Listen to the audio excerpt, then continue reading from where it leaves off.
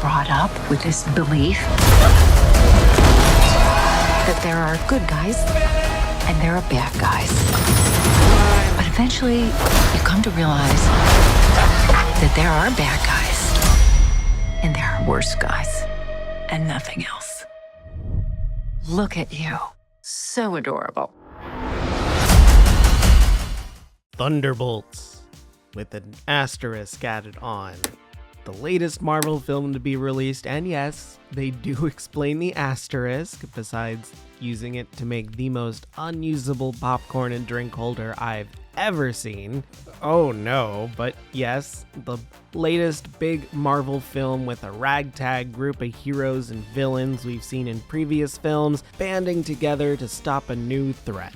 And is it good? Was it worth getting excited over? I'm very happy to say yes, actually, very much so. Marvel is back, baby! This movie is a ton of fun. Stupid in all of the right areas, but with creative ideas, some great gut punches here and there, and most of all, an incredibly likable new group of people. Yes, even John Walker. I know you're supposed to hate him in his previous appearances. He's still kind of unlikable, but it's a lovable unlikable, if that makes sense. He's actually pretty fun to watch here. Of course, this film is definite required viewing for any future Marvel project by a huge margin, so no matter what, you kind of need to see it if you want to see any future film, including Fantastic Four, probably. The ending of this film has extremely important, lasting impacts and a great setup with the second post-credit scene, setting up the next movie.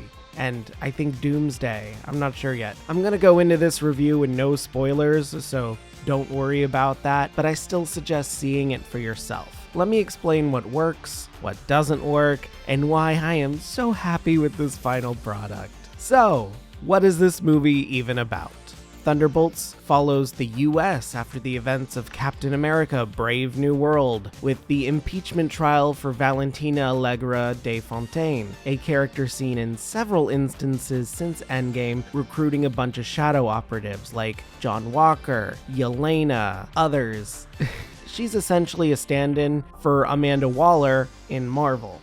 Anyway, it follows her trial and her shadow ops as she sends various anti-heroes and villains from previous shows and films to eradicate a target. Upon finding a strange civilian mixed up in the mess named Bob, the group must work together to take down a new threat emerging from the literal shadows. It's a bit of a complicated plot. You don't really see much in the trailer besides the villain known as the Void, but it's done so well. It's about time Valentina got a spotlight, and I just cannot wait to see more of her in the future. I love a lot about this film. It mostly follows Yelena, the new Black Widow, also known as White Widow in the comics, I believe, struggling with her identity and her wants, wanting to be seen as more of the good guy than a shadow killer. She wants a public face. It explores her sense of loss with the original Black Widow being gone, her sister, and her relation to her father figure, Red Guardian, and how that plays into this new group consisting of her, Red Guardian, American agent John Walker,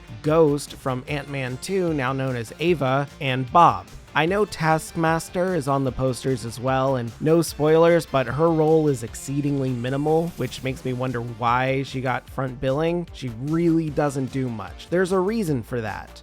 But yeah, Ghost is much more the focus here. The group is essentially Marvel's Suicide Squad. A bunch of covert contract killers that really shouldn't be working together, suddenly working together because their boss told them to, kind of. And Bob. The civilian wrapped up in everything by accident. It's great to see these characters interacting off of each other in unique ways. The story is really good too. It's smart with some very heavy moments dealing with grief and past regrets. It's really well done. It's smart with some very heavy moments to accentuate certain themes, but it's also full of some light comedic moments to cut the darkness a bit. The comedy isn't perfect, but it is welcome. Add in some really good action bits and some really damn cool set pieces and locations, and you have a really fun film that really works somehow, even with very low stakes. See, not everything needs to happen in space. Just But yes, it all just kind of meshes together somehow, just like the team of oddballs. Now, it's not perfect, also like the team of oddballs, but let me talk about the actors first before we get into things that I didn't like. There are 4 standouts out of the main cast here I want to point out first. The absolute standout is Yelena, played by Florence Pugh. She's just so good. Oh my god. I haven't seen a movie where she's bad in at all. Oh my god, she just makes Yelena her own, and is mostly why I was excited for this film. I love the way she portrays Yelena. It's so much fun, and I want to see so much more of her. Everything she does with Yelena is so smart and calculated. How she hides her grief and coping mechanisms with humor, whereas the original one was more stoic. I really like that. And no, the original Black Widow is not in this movie. Okay, moving on. Second is Valentina herself, played by Julia Louis-Dreyfus. I can't believe I am liking this character as much as I do. I have been in love with everything Dreyfus does with this character, setting up her backstory, how manipulative and planned she is, and even when the mask falters a little, it's still so much fun to see. I love it all. It's so good. She knows what she's doing, and she clearly knows how she wants Valentina to be, and I couldn't be happier with the direction. I need to see her have another main role sooner than later. I am absolutely fascinated, and I want to explore this character in and out. I want the entire backstory. I want to know what her ultimate goal is. I love all of it. Secondly, but not as much as those first two, my next 2 favorites are David Harbour as the Red Guardian. It is so nice to see this character getting expanded upon. Red Guardian is pretty one note and a very clear comedic relief, but Harbour is just having a blast in the role. It's hard not to enjoy watching him go at it. And my last standout here is the lone civilian Bob, played by Louis Pullman. I really like this character. I like everything he's got going on, from a tragic, depressing past to a bumbling fish out of water, completely lost in whatever superhero stuff is going on and getting in the way without realizing it, but also kind of inserting himself for some reason. I love it. He's just a ton of fun, which is honestly a bit of a gamble. There is a lot riding on this character I dare not spoil, but it is so good and smart in all of the right ways. One nitpick, I do wish they would have dirtied him up just a little bit. He looks too clean. His backstory has him as a meth addict, but I mean, his skin is too clear, his teeth are way too perfect. It just didn't really match very well with the idea of this dude was a meth addict. It is a Marvel movie though, so they're not gonna make their characters look like druggies, even if they canonically are meth heads. So what are you gonna do? Up next, we have John Walker, played again by Wyatt Russell, and he is surprisingly fun to watch. Like I said before, he is still a complete dick, but now he has some good jokes thrown in and is clearly starting to grow as a character. We get some backstory, we get to see a little bit more of him, and honestly, it kind of makes me want to see more of his growth. He's witty, he's fun, kind of brash. I honestly think he could be in a couple more buddy movies before getting his own, but whatever. The last 2 actors I want to point out here are Sebastian Stan as Bucky the Winter Soldier, the fan favorite, and Hannah John-Kamen as Ghost, now known as Ava. They're both fine, and they do have plenty to do, especially in the action department, but they just aren't explored nearly as much as everyone else, which actually leads me into my first nitpick here. This movie is very good about giving us hints at backstories, and that's kind of needed for a film dedicated to a lot of these new characters that the audience might not be attached to. So we get a bit of a backstory scene for everyone except for Bucky, Ghost, and Red Guardian. Those are suspiciously missing. Red Guardian and Bucky kind of make sense since they have both been in past movies and shows, but Ghost only had one movie a long time ago. Her backstory is definitely needing some exploration, so it's a bit weird we didn't get at least a scene in this one. Everyone else did. Why not? It's odd. Hopefully we get it in future films, but it's just annoying this movie dropped the ball. Maybe they did shoot it and it just got cut for time.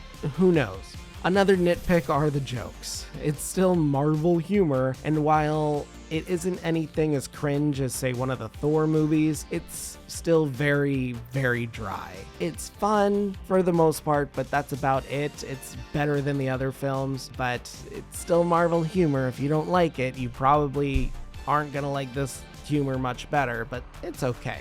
It's not egregious. Short nitpick there. The last negative I can think of really is this film definitely has some leaps of logic and requires a couple moments of suspension of disbelief besides the superhero, anti-hero stuff.